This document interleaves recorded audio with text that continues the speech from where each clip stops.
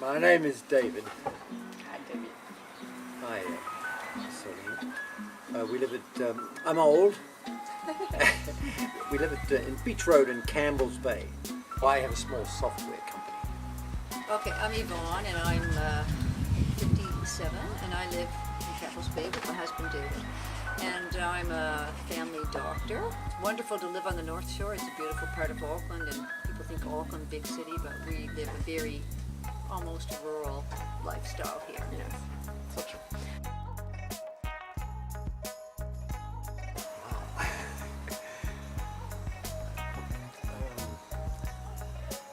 Well, I think you saw it there today when there's a lot of people out there on the beach running by and chasing their dogs and just running and getting outdoors. I suppose that's part of it. Well, being an immigrant, because I came from Canada, I'm one of a group of people that populate this country that choose to live here.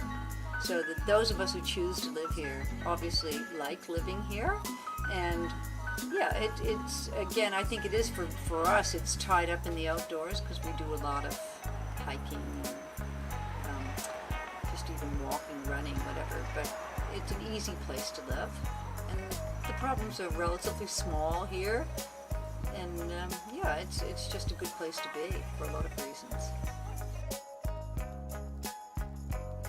It seems to me at the moment it's very, very obvious that there's a problem with the range, how far you can go between fills, and you know, if they can solve that, then there's a good future, a great future. There's a lot of greenies in New Zealand who look forward to that sort of thing. So yeah, but I mean, we take the car to Wellington, and you know, we drive through 675 kilometres, and we drive through, you know, in a 7 or 8 hour ride, and you know, with the EV, it becomes several days to do that. So you wouldn't do it, I suppose. I liken it to this solar energy. Like, New Zealand is a pretty sunny place, and it always bothers me that we don't use solar energy. We don't have it in our home, and we talked about putting panels on our roof when we do our roof job. But the problem being you can't store the energy. Well, you know, that's the same thing with the EV. It's like it's so disposable energy. Like it depletes itself very quickly. But I do think that like I have a lot of friends that drive hybrids, and they really reap the benefit of that. So that's another way that EVs can kind of cope with distance, is to at least complement the consumption with other fuels.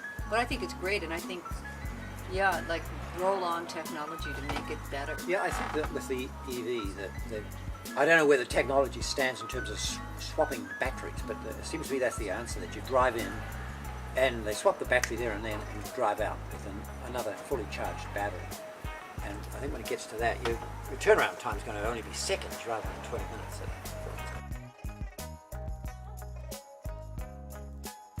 You, David, because you started.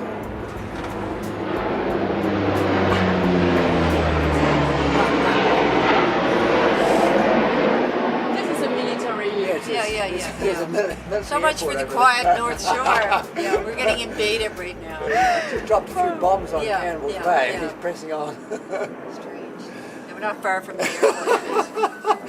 It's a matter of fact, it's an Orion sub-hunter, that one. So. But the one thing that David has done this year, he started growing vegetables. Yes, and he, instead of using completely, and it's for our fruit trees as well, instead of using completely household water, he's taken water from that stream that runs through our property. That was one way. But and you can drink it? No, but it's okay for watering. Yeah, it's fine for watering. But we don't put enormous effort into that. We do a lot of recycling. We're very devoted to recycling and composting. Really no excuse for having more area where we grow our own vegetables, because we've got a lot of ground there, and we've got this tiny little patch at the moment which represents quarter acre of land. And your beans are so good. They are, thank you.